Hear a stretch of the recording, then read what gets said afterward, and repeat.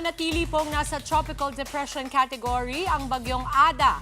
Alamin po natin ang kasalukuyang galaw nito at kung ito ay makakaapekto sa ilang bahagi ng ating pong bansa. Kasama ang ating resident meteorologist, Weather Tito Alvin, na laging may panahon para sa iyo. Good morning, kapatid!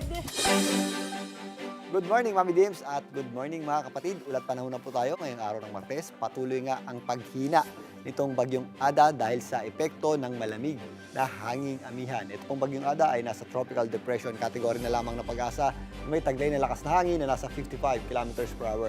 Malapit sa kanyang gitna at kung minsan, may mga pagbugsong umaabot sa 70 kilometers per hour. Hindi na rin po itong lumalayo sa ating landmass o kalupaan. Yan po ay kumikilos, pasilangan sa bilis na 20 kilometers per hour.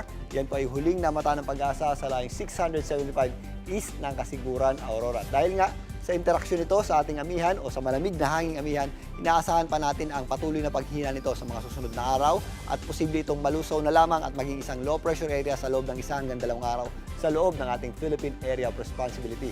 At dahil nga palayo na rin po ito sa ating bansa, nababawasan na rin ang epekto nito. At sa ngayon, wala na po yung direktang epekto sa anumang bahagi ng ating landmass o kalupaan. Mas maliwalas na po ang panahon natin sa malaking bahagi ng Visayas, Mindanao, Mimaropa, kasama na po dyan ang Bicol Region. At kung may mga pag-ulan tayo, ito yung mga isolated lamang o yung mga pag-ulan na nangyayari tuwing hapon at gabi.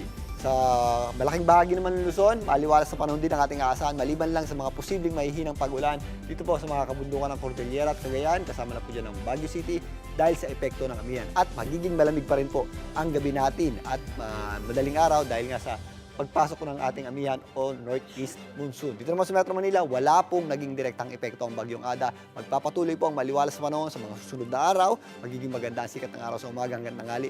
Pero pagsapit ng hapon, nangyayari pa rin po yung ating mga dagdiang mahihinang pag-ulan o yung mga dumadaan na pag-ulan lamang tuwing hapon nga at gabi. Kaya sa mga lalabas ng bahay, papasok sa opisina at trabaho, ugaliin pa rin po natin ang pagdadala ng payong at mag-ready pa rin po tayo sa malalamig na gabi at madaling araw dahil sa epekto ng amihan.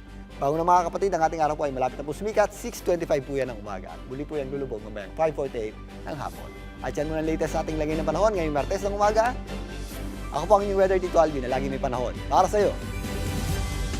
Mga kapatid, dito Alvin Pura po na laging may panahon para sa iyo, umaraw man o umulan, dapat laging handa. Kaya para maging updated sa pinaka-latest weather updates, mag-follow at mag-subscribe na sa social media pages ng News 5.